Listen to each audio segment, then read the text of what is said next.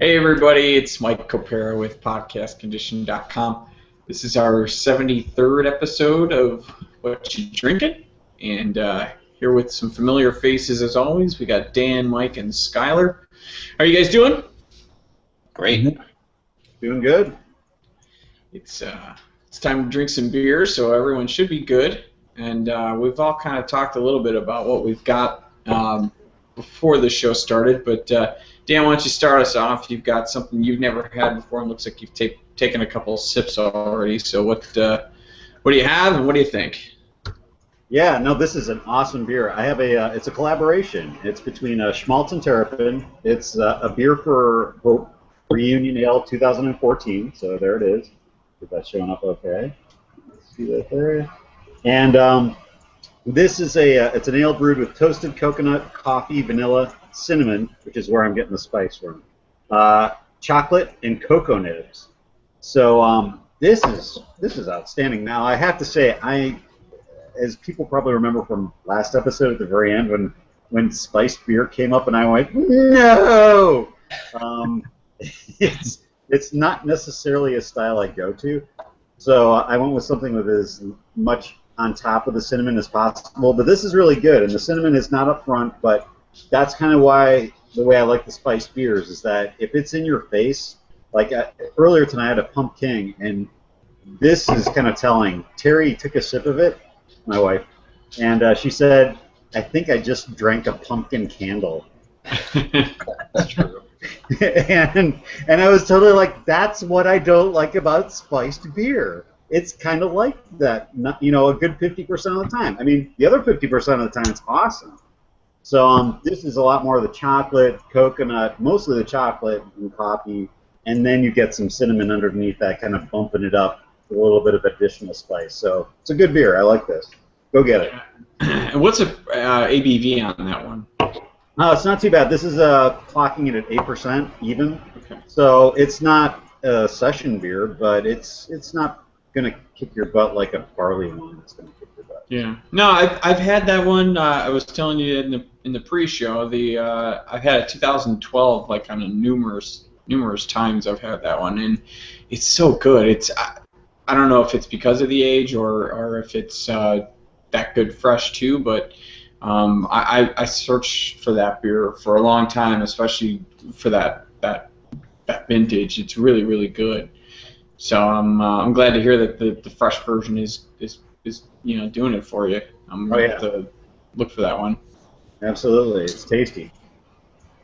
Mike, what's going on, man? What do you have for us tonight? So I've got a Clown Shoes Pecan Pie Porter, and if you look at the label here, there's basically a mutant turkey going to an epic battle with non-mutant turkeys. Awesome. The label's kind of funny. It reads that Genghis Pecan relied on mighty powers to repel an uprising of violent turkeys, looting bourbon barrels filled with our pecan pie porter. His vigilance allowed us to create a beer that is 25% bourbon barrel aged. We brewed the base beer with roasted pecans and blended it with the barreled portion to create a decadent tribute to autumn. Oh, that sounds good. It is good. And you know what I do, it doesn't mention it in the description, but I mean, you definitely get the bourbon. You taste some nuttiness. You do taste the pecans in there, but you do get cinnamon. There's a lot of cinnamon flavor in there too, and I'm kind of the same way. I don't really go for the pumpkin beers or the other kind of autumn beers that are spiced like over the top. I like it to be kind of more subtle and more blended. This, if it wasn't barrel aged, I think would be over the top, but you kind of get that bourbon flavor along with the cinnamon too, and it really blends kind of nice. It's got a lot of flavor, and it's pretty neat. I when I was paying for it at the store earlier today, the guy ringing me out said that for the last couple of years, his family has this beer on the table for Thanksgiving. Like this is their Thanksgiving beer. That's a good idea. Yeah, yeah. And now that I've tasted it, I can definitely see how it would be good. It would be good for that. From everything you're talking about, though, too, it almost sounds like you buy the year before and you let that sucker sit for a year, and then you have it for the years after Thanksgiving. Because that almost sounds like that year is what you need to kind of pull back on the cinnamon. But at the same time, it sounds like it's good to go now, too, and that the hotness of the alcohol and the bourbon end of things really balances that out, which is kind of cool. I like that. Yeah, now that you mention it, I could see this aging pretty well. So I may go back and buy another couple of them just to build out the cellar. But it's pretty good. It's pretty good. I've been going to I've been trying a few of the Clown Shoes beers lately, and they're pretty impressive. I had an IPA the other day that was very good. Which one was that? I think it's called Clementine. Okay, I've had that. Yeah, I think it's called Clementine. It was excellent. Is that from them as well? The same brewer? Yep. Yeah, I've had the Clementine. I can't remember what style it was now, though. I remember thinking it was pretty good, because I have not had a bad beer from Clown Shoes, to be honest with you. No, same here. No, and I've got one of them in the cellar that was what was it? There was one that they had barrel aged it, but it wasn't bourbon. It was and it wasn't mead. What was it? It was like port, maybe, or it was something like that. But it's one of those things where it was a barley wine, and whatever they aged it in sounded like a good match. I was like, all right, I'm going with that. Yeah, so we'll see how that is. That's cool. Yeah, that is cool. Well, I was just reading something. I didn't read the actual full story, but I just saw a headline today that Clown Shoes, they had a breakup with their distributor, Georgia-based distributor, Quality Wine and Spirits. Had a not so nice breakup between them and Clown Shoes Beer. Yeah, I'm not sure exactly what happened. It looks like it's quite a long story, actually. So I don't know all the details. Does anyone know anything about that? Or I hadn't heard. No. I mean, the last thing like that I remember was Free Floyd switching distributors, but that was a while ago. So, yeah. Mm-hmm. This distributor's in Georgia, you said? That's what it said. Quality Wine and Spirits, Georgia wholesaler. September 8th, they received an email from their head of their beer distributor division of Quality Wine and Spirits. It's I guess it's basically it says, I'm writing today with a bit of bad news. Quality is getting out of the beer business, and as of September 30th of this year, we will no longer sell beer. Wow. Yeah, so it sounds like they just kind of cut out completely of beer, not just with them. Wow. So that's crazy. Yeah, that's interesting. Well, I mean, especially considering where beer is right now, as far as I know. Sort of, everything is concerned. It's kind of like saying, well, we've had enough of wine. We're just going to get out of that because we're not sure that's where it needs to be right now. Yeah, I mean, I can understand years. I don't know. That's strange. Yeah, I mean, it could be in the story, and I'm not sure. I don't want to sit here and scan while we're on the air without anyone saying anything. But yeah, so I thought that was kind of interesting. Skylar, let's hear about what you're drinking over there. I'm drinking some Chain Reaction. This is Zach's Brewery in Denver, Colorado. Nice. Is Pink Peppercorn Saison. Oh, I knew I was going to be that. It is delightful. Even if you're someone who doesn't really like peppercorn, pink peppercorn tends to be a little bit more mild, and when used in beer in conjunction with hops, especially on a beer like a saison, it really adds a lot to the beer. It's hard to describe other than saying it's awesome. Have you made a beer with pink peppercorn before? I have. and it is definitely an interesting ingredient to use. Well, how do you calibrate how much you use for that? Because like with hops, you've got a lot of guide posts to kind of work from to say, well, if I want to get this much bitterness or this much, aroma, I put in this much at this part of the boil. How do you gauge peppercorn? Yes. No, that's pretty much how it is. It's just you got to figure it out, test it out. Pink peppercorn's something you don't use often, and unlike hops, which before hops were used to balance out beer, they would use things like peppercorn and juniper berries and other bitter roots. So it was just kind of a touch here, a touch of this. But yeah, I don't know how much peppercorn that Zach uses when he brews this, but it is a magical amount that is perfected. Well, it sounds like he's been working on that one for a while to perfect it. So he's been talking about that one for as long as I've known him. So yeah. How old is that growler? So you've got that device that kind of self-carbonates it with a little cartridge on the side. How old is that growler? This growler was when I went to Colorado, a couple months back. Oh wow! And look how carbonated that thing was. Oh yeah. It stays. I've got this. Oh my god, that's great. Man. You just put that in the top of your growler. It's got a CO2 cartridge and a little tap handle, and it effectively turns your growler into a miniature keg. So that is awesome. You never have to worry about the beer getting flat. You never have to worry about oxidation. It just keeps it for months and months and months. If you don't mind asking, what does a device like that set someone back? Because that's something everyone should have.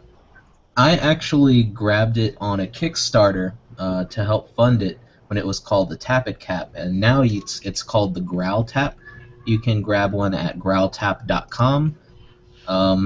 I think they're selling it for something like $45. Nice. That's not bad. Yeah, I mean, for what it does, it's paid for itself in my eyes. Yeah, sure. It's great. So growltap.com. Mm-hmm. We totally need like a little window on the side to kind of put those links, or people can link to it at the end in the blog or something. Because that's like Christmas present stuff, kind of right there. Yeah. I mean, we could. I think there's an option to do that. To post it. Showcase. In the showcase, if you want to put it, you can add a link. I think. Add an item from a website. I don't know. It's not showing up, but I don't know how everything works here. They've been putting so many new apps on the Google Plus thing, and that's pretty much the reason why everything doesn't work. Is when is when I need to get an update, and I'm like, really? It was working fine before. Yeah, this thing looks awesome, man. Thanks for passing along, because I don't live in the city anymore, and I could always go down and grab a growler and keep it for as long as I want. Not that it'll last that long, but good. What's that? I was saying you can stock up. I mean, the way it is now, I kind of got to plan out. Not only do I plan out the trip to go fill a growler, but then plan out, when am I going to actually drink this? Because if it's more than, yes, 2 weeks, then I might not be worth the trip to fill the growlers. Yeah.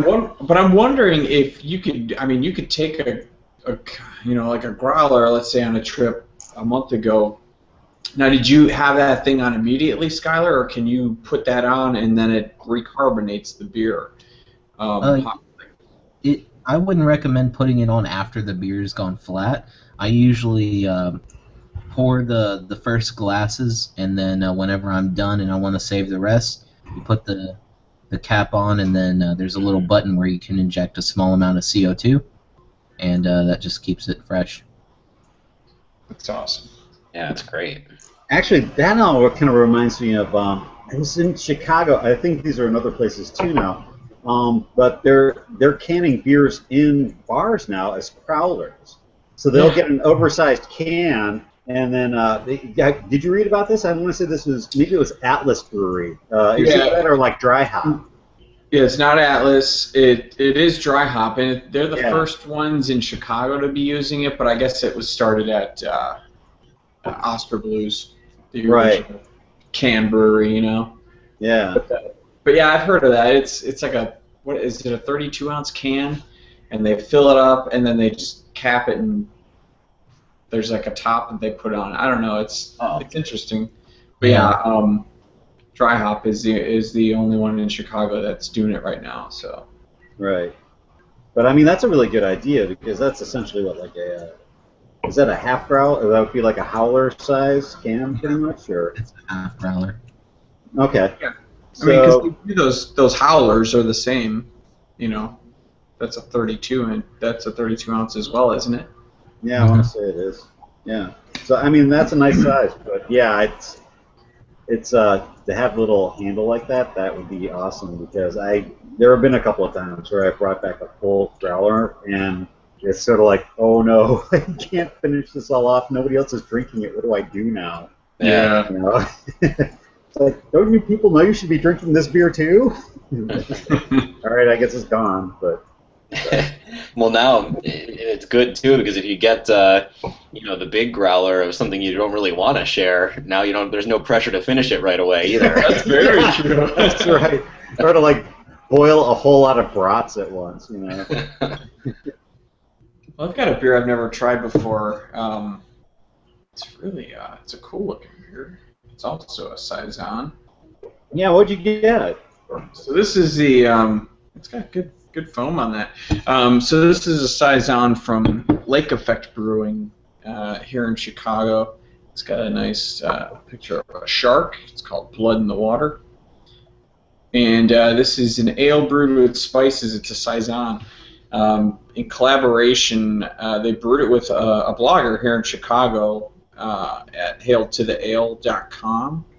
Her name is Kim Lashinsky. I've actually read some of her stories. I remember when there was a, what's the, Beer Miscuous is the new beer cafe here in Chicago that opened up, and I read her review of it. That's kind of how I discovered them. But so this is a saison that's brewed with prime Midwest malts, fresh ginger, spicy saws, and Simcoe hops. Large additions of hibiscus flowers. That's probably why it's like really red. Refreshing, tart, and dry. Yeah, it's definitely tart. Yeah, it's good. This screams, like it needs to be paired with some food. It's really good. It smells better than it tastes, but it's good. It's just not the best saison I've ever had, but it's good. Is it a saison? I mean, is it all that flavor kind of take away from the saison? No, I mean you could definitely taste the hibiscus in there, which isn't normally my favorite. It gives it a bitter flavor on the back of your tongue, kind of on the sides. That's why I'm not a big fan of Revolution here in Chicago. It does that hibiscus. Rosa. Yeah. Rosa, yeah, and a lot of people like it. I don't dislike it, but it's just not my favorite, and I appreciate it for what it is, but just not my style. This has a lot of that in it, so it's very dry, and yeah, but it's interesting. It's a good one. I think this is the second Lake Effect beer that I've had in 2 weeks, maybe. What did I have last week? I feel like I just had one of their beers. But yeah, I mean, it's pretty good. What's the percentage on this guy? 6.5. So yeah, these guys are here in Chicago. I like it. It's it's not anything jumping out any different than any other saison out there, but it's but it is a little different. It looks a lot more red on the camera than it actually is. Yeah. Yeah, it does. Well, let me ask you this, because saisons usually have a lot of that barnyard funk, and that odor really tends to define the style in a lot of ways. Does the hibiscus obscure that, or does only in the flavor? Only in the flavor, and it does complement it. Again, Okay. it's just not my thing. It's not a bad beer. It's just not my favorite ingredients, to be honest. But I like saisons, and in the smell, you get that farm funk to it. Mm. Um, no like wild yeast or anything like that. Just your run of the mill standard saison, but it smells much more of what I want than it tastes. I think the hibiscus is just not one of my favorite ingredients to put in a beer. I don't dislike it. It's just not my favorite. But it's a good beer. It's got a good mouthfeel. It's really real clean, but it's dry. It's really dry. That's cool. But I started with tonight with a beer with my dinner. I had the new Enjoy by that ends the end of October. That beer is just so good. I'll never not buy that. If I see it, it's just I have to get it. It's a great IPA, man. That thing is just so good. And maybe that's why it's also kind of a weird step from that to this. So who knows? Yeah, it's definitely going from hoppy to Right. spicy. Yeah, spicy. So I don't know. Anything else going on? I saw that Jester King's doing a sour festival. Is that anything you're going to, Skylar? Any chance you're heading in that direction for that? I actually did not know about this. Thank you for telling me. I've Yeah. honestly been so busy with work, I haven't even had time to sleep or eat Yeah. or do much of anything. This was like my first day I've had in nearly a week where I've actually been able to kind of relax and hang out. Nice. But yeah, that sounds fun. I definitely need to check it out because we've got a lot of new beer festivals coming up this month, and Houston's about to hold their big brew, which is going to be interesting. They say it's going to be just as large as GABF, but it's their first year and they're making a lot of promises I'm not sure they're going to be able to keep. So we'll see. Right. Houston has kind of a shady history with beer festivals, so Hmm. I'm standing this one out. I'll see how it goes. Well, Nice. speaking of the Great American Beer Festival in Texas, I mean, Texas did a really good showing this year. I mean, they were what? They were like fourth or fifth. Yeah. Same Yeah, I was thinking that. I There mean, were quite a few Texas breweries who got medals. yeah.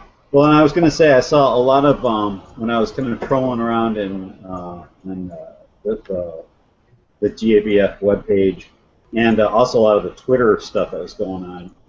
Jester King kept popping up as either hosting events or being featured at events, and so it really seemed almost, I wouldn't say as a Texas coming out sort of thing at the Great American Beer Festival, because I think Texas has been a force at the festival for a while now. But it was really very prominent. It was kind of cool to see, actually. Oh yeah. Esther King is definitely doing a lot for Texas beer, just in terms of not playing it safe. A lot of Texas breweries for a long time have tried playing it safe, and they're doing some wild stuff. Now, who else besides Jester King placed at JBF this year that may be worth noting? I mean, is there anybody that is it all new guys or is it I saw that up-and-comers here? Petacolis got a gold medal this year, and that was expected. Petacolis is a very small. I think they're a brew pub. I haven't even had their beer. I just know what people tell me about it, and it's up in Dallas, and you'll never be able to get it outside of Dallas. Shinerbach took a medal. Austin Beer Works was in there. Thirsty Planet. Those are two Austin breweries. Real Ale up in Blanco. They got a gold medal for one of their Belgian ales. So that's really cool. Right. Okay.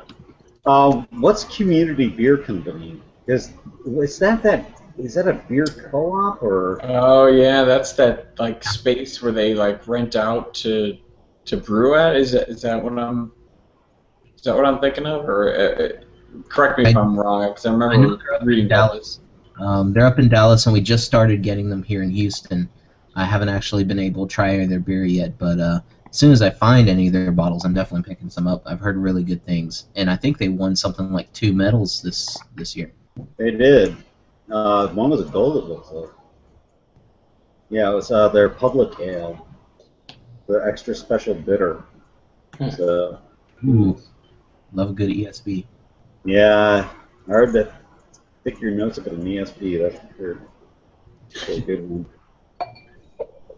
So, I don't know. I mean, I was writing about this week, so I kind of got GABF on my brain. So I don't want to talk too much about it because I will talk about stuff given half a chance. I'm just going to shut up now and let things unfold. No, so, are you going next year, Dan? No, I can't. Well, it depends. I mean, next year we're talking about going to Chain Reaction, and I can't do two. I can't go to Chain Reaction in June and go to GABF in October. That's Very just true. yeah. So it's a pick your battles. I mean, are we gonna actually? Maybe we should talk about this on air. Do we want to do? What do we want to do with the Chain Reaction road trip? Because I think that would be a good what you drinking road trip for any and all who can make it happen. Because it's not going to be possible for everyone, and that's not going to be happy times. But Are we really driving, or are we flying it and just calling it a road trip? I can do either. I'm fine either way. either. I'm just getting clarification. That's all. Because I love a good road trip, but it is a drive to Denver, so I'm just saying. I can No, make I hear you. hours. I know that much. Well, all I know is that my dad lives in Sacramento, so if you want a road trip, try that. But I've driven to LA from Chicago, so I know that. oh, you know then. Yeah. Colorado is just a beautiful state to drive through, though, man. Wow. It really is. So, It's hard not to get into an accident. Just driving through the mountains. I remember I've told this story 1,000 times to my friends, but I don't know if I've ever mentioned on this podcast where I remember we drove my brother to LA and we drove through the mountains, and there were some of the biggest cliffs turning through the mountains. You know, you're just basically in the middle of the mountains going up and down. And when we got to LA, the guys at U-Haul, you know, unhitched the car that was hitched to the back of the moving truck that we drove, and he was like, "This wasn't hooked up right. Who did this?" We were like, U-Haul in Illinois, and he's like, "Yeah, this could have come off at any time." Oh no. So that was our trip through Colorado. It was beautiful, and we could have lost the car off of the cliffs at any point. So. oh man, but think of the video launching a car off the cliffs of the Rocky Mountains. Yeah, we would have missed it, but the cars behind us would have thought it was great. Exactly. You didn't have the GoPro rolling for that? Yeah, I don't think there was a GoPro at that time. Yeah, probably not. What's up, Kevin? How you doing? Hey, pretty good. How about you? Good. We were just discussing GABF that happened this past weekend. So, but what do you got? What do you got today for us? I just went behind the bar there, and I counted. I had my choice of 13 different beers that fit the style. I Jesus chose. Christ. Wow. Like spiced beer much? Well, you do get a lot of pumpkin beers. Yeah, my wife likes Right. pumpkin Yeah, ale, so that's what I do is, she likes to have it all the way through to Thanksgiving, and so I stock up in September. I just No, that's fair. get all the 6-packs I can find. Plenty to choose from, man. I was at Binny's and all I saw was orange everywhere. I was like, Yeah. Jesus. Yeah, exactly. I'm with the Dogfish Head. It's I think my favorite pumpkin ale right there. I'm not for It is my favorite. the irony of having so much of it here is I could take it or leave it generally. Most of these I don't really care much either way. But this one I know I like. Although it's been 2 years since I've had one. And well, here, let's see how it tastes. Well, they've got new packaging now too, right? It's Yeah, they do. I almost it was the first thing I noticed because it used to be um, the plain like craft paper label with just really just orange and black writing is all. It just said Pumpkinhead or Pumpkin Ale, excuse me. Looks like something Radiohead designed now. like they redesigned all their labels. They're very like street art. Yeah, they're very street arty looking. I don't know. I kind of liked their old ones, but I totally get changing it up. It's not, the label's not a big deal, and you gotta change it up to get noticed. This is a good one. I like this one a lot. Sometimes they taste too, or actually most of my complaints are with these pumpkin and pumpkin spice ales, or they just taste too artificial. Like it's just a less than average beer with a bunch of spice thrown in it. But this one just tastes like a good, like bigger brown ale with where it's like the flavor kind of fits. Yeah, I think I was telling Dan when I saw you earlier this week. I had from Spiteful their pumpkin ale, the Jackass Soul Lantern. Yeah. And it was delicious, but it was missing all the spices and the cinnamon and nutmeg. And it made it much more enjoyable for me because that's the thing I don't like about the pumpkin beers is that they just kind of bombard it with that stuff. Mm-hmm. And I swear it reminded me of the Bel Air Brown ale from Shorts. Yeah, it was a very good brown ale, and you tasted the pumpkin, but it wasn't overpowered by anything else that was added in there like most of them do it. So that was a really good one that I recommend if anyone is looking for something that's not so overpowering. Yeah. And that one's clocked at 6.66% ABV. Yeah. So the other one I get that I like is the Unicorn Killer, the Green Bush. Green Bush. That's a good one. Yeah, that just came out this week, didn't it? Well, I don't know. You know what? I think I got one a couple weeks ago. Right. At some I can't remember. It was at some random place I'm not usually at, but it's a good one because it's a little interesting. I like when they're a little stronger, not necessarily the alcohol, but usually if it's a stronger alcohol, it's just got a bolder flavor all over because it can stand up to the spices.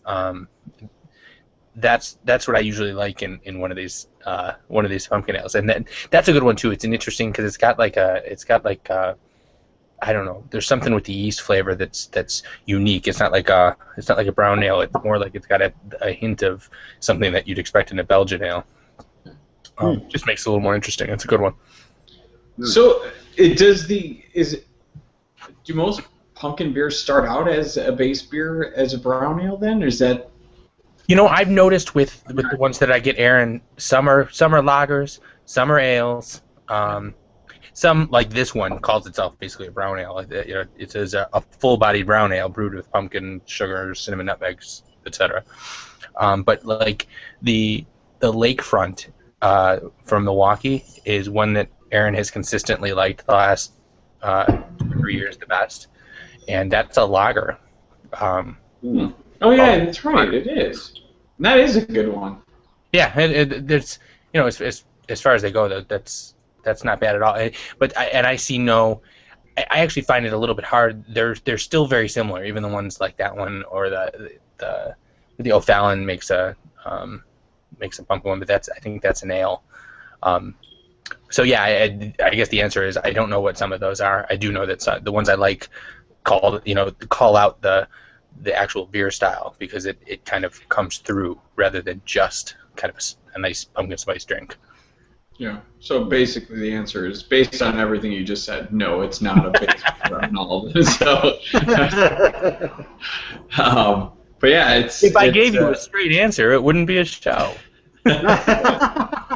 I know, but I'm just saying I should have gathered that because I didn't actually ever think of it in my head as far as how many of them out there. There's so many different styles. Well, some actually we've seen. I had a pumpkin porter last year from Milwaukee. What's the Milwaukee Brewing Company? Mm-hmm. They make a pumpkin porter. I don't even remember that one. I don't remember if I like it. I just remember the bottle and I remember getting it. And the other one I have back there, is the Southern Tier. In addition to the pumpkin, they made a Warlock, which is a pumpkin stout. Yeah, I had that in my hand today. I almost brought it, but then I was like, you know what, everyone's gonna have a pumpkin beer tonight, so I was like, seeing if I could find anything different.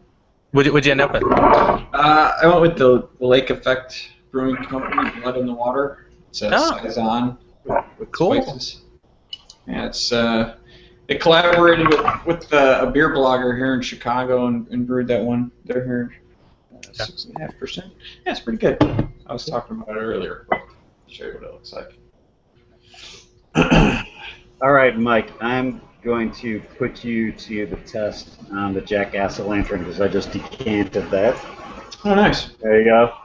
Oh, yeah? So, that is a fine-looking beer. Actually, the color on this thing is amazing. I see what you say about the brown ale. Yeah. That's looking a lot like a Shorts brown, the Bel Air brown. It smells good. Maybe it's the lighting of the camera, but that looks as black as a stout from mine. It does. It does. Yeah, Is that how it really looks, Mike? Well, hold on a second. Let me do it from the reverse. Yeah, I know. It's much more brown than that. Oh, okay. Now, there you go. Oh, that's it's like fire bad. Sorry about that. Nice. Yeah, it's. Have you tasted it yet, or just smell it? Yeah. No, I gave it a sniff and I give it a taste, and that is a good beer. Yeah, it doesn't kill you with all the spice and nutmeg and all that. No, I mean, and that's what I like about that, and because it gives you the beer base. It's still beer. It's not soap. It's not like drinking a pumpkin candle. It's definitely it's still beer. It's nice. They didn't just ferment a pumpkin. Nope. They did some of that. I mean, it sounded like they fried it up and caramelized it so that you'd get the sugars from that, and then they dumped it in the wort. But that came out. It gives it a smoothness. I mean, Mike, you can speak about this too. Do you think it comes mostly in the mouthfeel more than the flavor? The pumpkin? Yeah, or the Jackass Well, I think to me, if I remember correctly, I thought I remember the smell of the pumpkin coming out more than the flavor of it, actually. Yeah, I would agree with that. But I don't know. I think it smelled great, but I think it, like I said, the taste reminded me a lot more of that other beer from Shorts. Right. That's a good one. Looks like Kevin's either really, really happy or he's frozen because he's just sitting there stuck down there with a smile. Oh, he's stuck with a frown on mine. There you go. There you go. There he is. He just had this creepy, just smile. It was creeping me out, man. Oh, ain't technology grand? So, what's going on at the brewery, Skylar? Have you come up with any good recipes or any updates that you could talk about or anything worth talking about? Yeah, absolutely. We're making a huge amount of progress. We actually just got our 3-phase power turned on today. Nice. Go ahead and promote the brewery. What's the name of it again? Galveston Bay Beer Company. We're in Dickinson, Texas. Right off, just a few miles out from Galveston Bay. Nice. So what's going on over there? We just got our 3-phase power in that we needed to run all the large equipment. All that seems to be working. We just have a few more things to do before making our first production batch. We're going to do a water test, make sure we don't have any leaks, and all that good stuff. But for the most part, yeah, it's we've got 5 or 6 really solid recipes that we're going to brew. 2 of our most popular beers are going to be Hammerhead, which is a Scotch ale, and Sunny Day IPA, which is an IPA brewed with nothing but Citra hops. It's exciting. It's happening soon. That's awesome. Pretty soon. pretty soon. So Actually, are I you haven't. guys? Oh, Oh, I'm sorry. Go ahead. go ahead. Dan. No, I was going to mention because I've kind of been obsessing about this recently because I'm trying to go to all grain now as far as brewing goes, and so I'm at the water stage, and going through Mr. Palmer's words of wisdom, and so I got the water report, and one of the first things he says about brewing beer from grain and your water is make sure you brew a style of beer that matches your water. And eventually, I'm not going to want to do that. I'm going to want to, amend the water and brew a style of beer that I want to drink and make the water follow suit. How much of that do you have to deal with as far as brewing where you are? And That's a very excellent question, because where we are, we're kind of out a ways away from the city, so we're actually running on well water. Now that well water isn't good enough to drink on its own, so what we have is a reverse osmosis filtration system. So we start our water from scratch, and then we add salts to the water to perfection depending on the style. We don't like changing it up too much. A lot of people will say, "Oh, I build my water according to the style." I'm more on pick a good water profile and use that for all your beers, because I like there to be an identity between each beer, and you'd be able to say, "Okay, this person brewed this. It came from this area," because that's where a lot of beer styles came from, just out of the water of Pilsen is so soft that it lended itself to Pilsners, and that's what created the style. Dublin has a very interesting water quality that it lends itself to stouts. So yeah, we're going to tweak the water a little bit because we have to, starting off with nothing but water with no minerals in it. So yeah, that's definitely something to look into with all grain. But when you homebrew though, do you typically use tap water or do you buy gallons of It depends. Where I live, when I'm homebrewing at my apartment, we have awesome tap water here. So I'll just use the tap water. That's not a big deal. As long as your tap water tastes good, then it's good enough to brew with. Over there, it's a whole nother story. So. Yeah. Interesting. Thank you. That was a nice answer. Okay. So what is your first style going to be, Dan? That once you get your new system up and going. Well, it's a good question. I think what I'm aiming for is probably going to be an amber ale, like a West Coast amber ale. So it's going to be on the hoppier side, and I really want to bring rye into the malt bill. Yeah. So because I like that spicy bump that rye gives. Actually, here in Chicago, Two Brothers has a beer called Cain and Abel, which is also brewed with I think it's a Thai sugar that's in the bill of fermentables. So I think it's an adjunct, but that is one of my favorite beers that has ever come out of Chicago. Is the Cain and Abel, because it's got this great malt bill, but that spiciness from the rye bumps it up, and then the hops come in and go boom. Here we are, and it's every time you drink it, it's a pleasure. So it's kind of where I want to go. Nice. Yeah, I'm looking to also start brewing again in the next week or two. Hopefully, I got to find a good shop around here. I took a couple of your suggestions to look up some places around here. So, so Mike, what's going on in your neck of the woods? Anything on the East Coast worth checking out or talking about? Any events or tastings you've been to or anything like that? I was actually going to ask you guys. I've never gone. I told you this earlier. I was texting you about trying to find a spiced beer, and it was my goal to go to the liquor store I go to and find a spiced beer that wasn't pumpkin. And maybe it's just the store I went into, but my options were limited. I mean, it was really the one I ended up with, or maybe that was it. Maybe that was the only one. I don't know. It ended up being a good one, so it was fine, and I was happy with it. But I never had gone into a store looking for a spiced beer before. Did you guys have? Well, I know Mike. I think you went to a liquor store to get beers for for this style. But was there a lot to choose from, or was it pretty much pumpkin beer or nothing?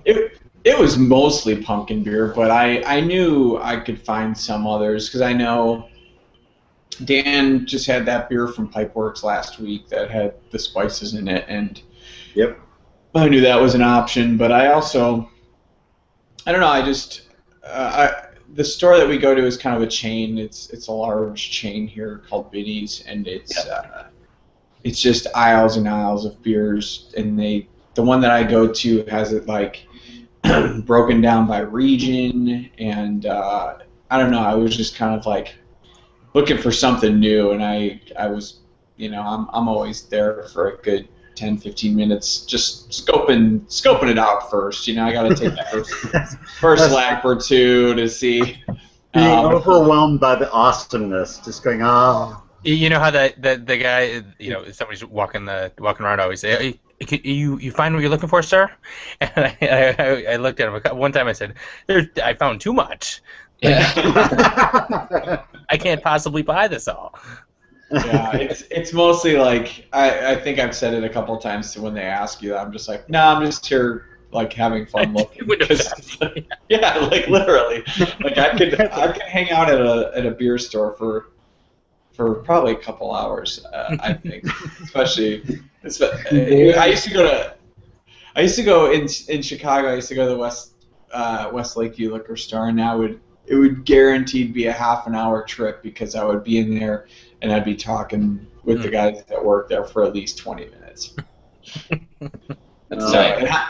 It happens at Benny's as well. So it wasn't really that hard to find in that store, but in a smaller store, I could see that being an issue or something. If you weren't trying to get a pumpkin beer at this time of year, it would be kind of... something just occurred to me too that last time I was in California visiting my wife's family, there's the liquor stores there are all gigantic, and a lot of them are dedicated to beer. I mean, they have huge beer centric liquor stores. And that's something, at least around me, and maybe Massachusetts, Connecticut, New England in general, is kind of unusual. And my first thought was, well, it's old towns, old cities, like stores that have been around forever, that they sell everything, and they're smaller too. They're not these gigantic warehouse type stores, and so there's just not. It's hard to get that beer selection in a single location. We do have there's a store, a chain called the Craft Beer Cellar, that has a fantastic selection, and it's beer only, but all their locations are small. Like they're not gigantic stores. So I think that may be part of the issue too, is that there's a couple stores around me that I think are better than others, but they're all small, and it's nice that they'll all have different stuff, but you're not going to find a big selection at a single location. You'll kind of have to hunt around for it a little bit. Well, I mean, part of the problem is that you're comparing yourself to California too, and this is actually I'm sorry, Mike, I didn't mean to interrupt you. Oh no, well, I mean, it sounds like Benny's is kind of along those same lines. It sounds like it's big, and they have a huge selection, which it is. And in California, they've got Total Wine and Spirits, right? That's the one I was thinking of. Yeah. Yeah. So it's very similar to Benny's over there. Yeah, but I mean, it even goes way beyond that, because I was actually just emailing, because I was doing this. I was trying to get a blog post together for the blog here, and I was doing that based on the Great American Beer Festival results. And California just wipes out the competition at the Great American Beer Festival, so I was digging into that. And so I went and I talked to the Brewers Association. There's an economist there by the name of Bart, PhD, really amazing man.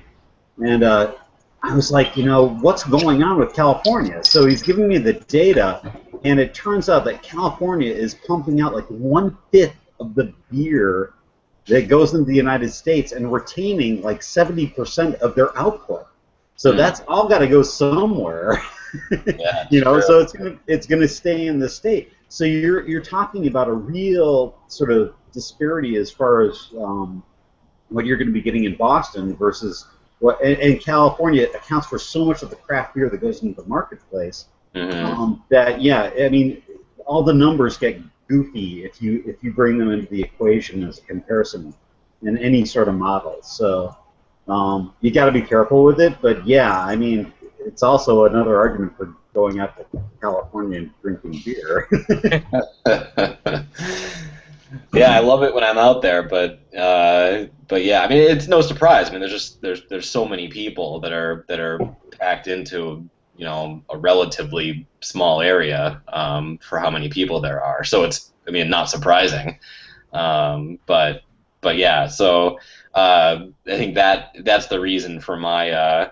I'm fine with pumpkin beer. If I ended up with one, it would have been all right. But I was really looking for a beer that was a spiced beer in that category that was not pumpkin, and the options were limited. Now, is that the first time you've had difficulty trying to find the style that we usually land on, or? Yeah, actually, it was. It was. Must not have been on the Washington show. No, I missed that show, but I probably would have had trouble. Yeah. Yeah, that was a rough show. I think anyone outside of Washington would have had trouble. Had to.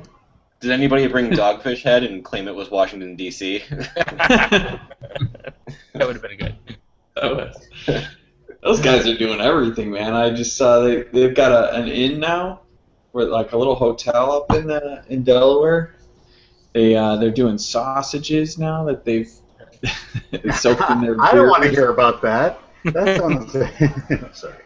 I mean, no surprise, but for work in the last year and a half for work, I've gone to D.C. and I've gone to Delaware a few times, and from the train that I took out of Boston to get there to the hotel I was staying at to anywhere I ate, it was just Dogfish Head was everywhere. I mean, it was constant, and there wasn't much else. It was Dogfish Head or Bud Light. Like that was the options. Wow. So they've saturated their home market, that's for sure, and expanding beyond that.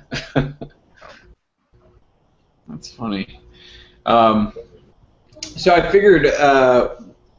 I think we have pumpkin beers on the wheel, so I don't know if you guys want to take that off after this episode, or That probably makes sense.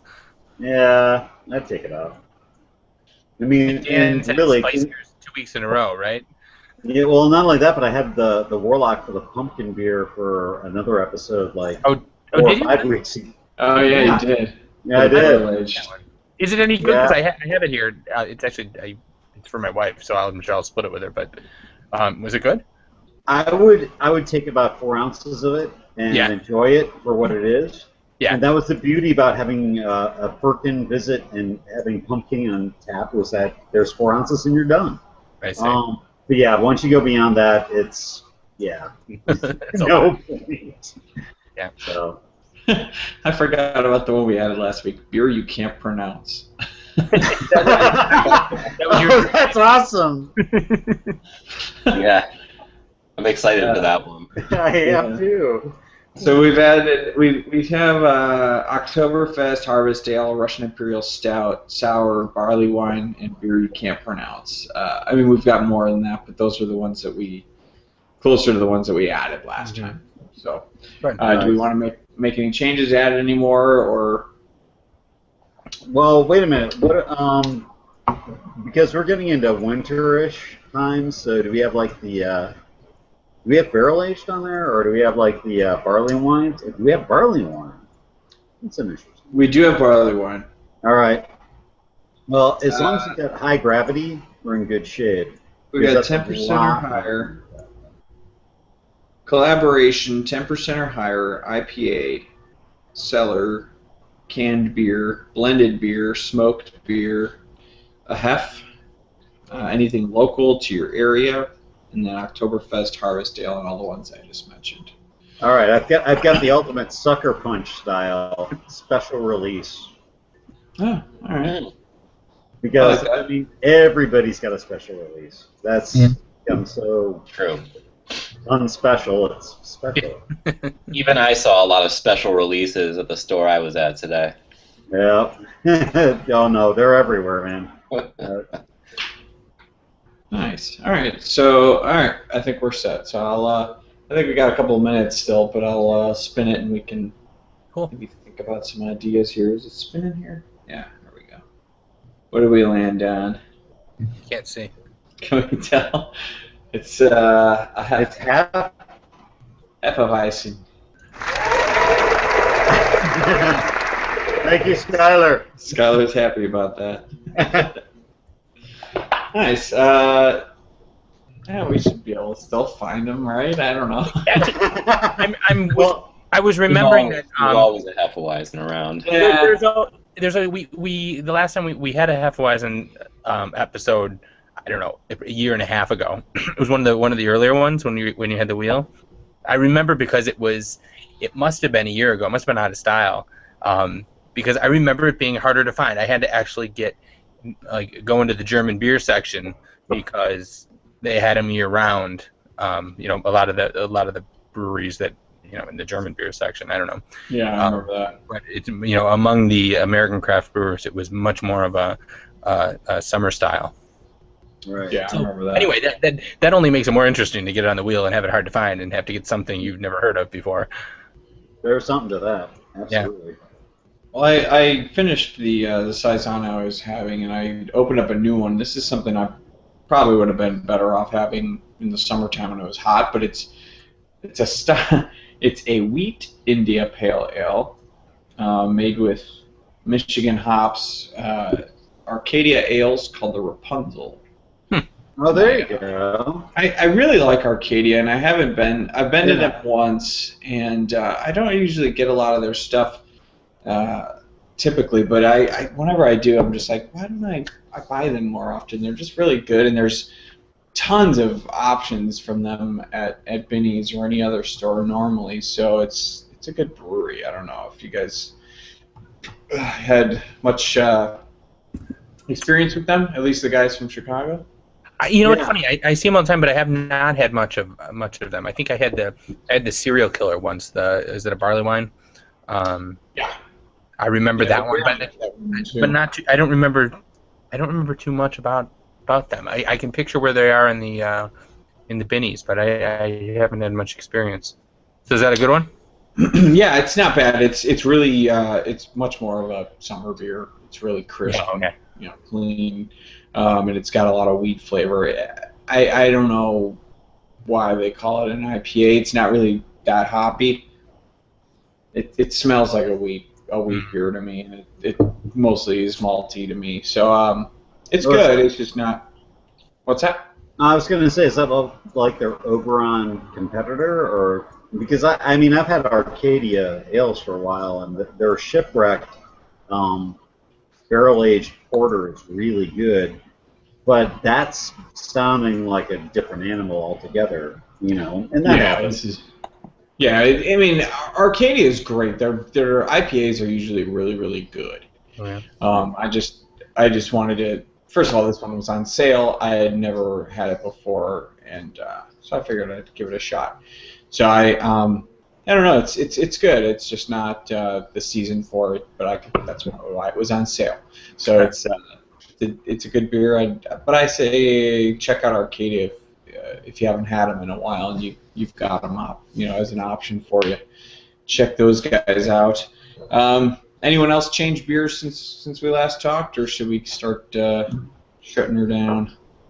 I'm good. I got the Jack Daniels. I'll have to change as soon as we sign off. Perfect timing. All right, sounds good. Well, thank you guys for joining as you do every week, and appreciate that. And anyone who's watching, like our video here when you post it, or when you get to see this after it posts, I should say.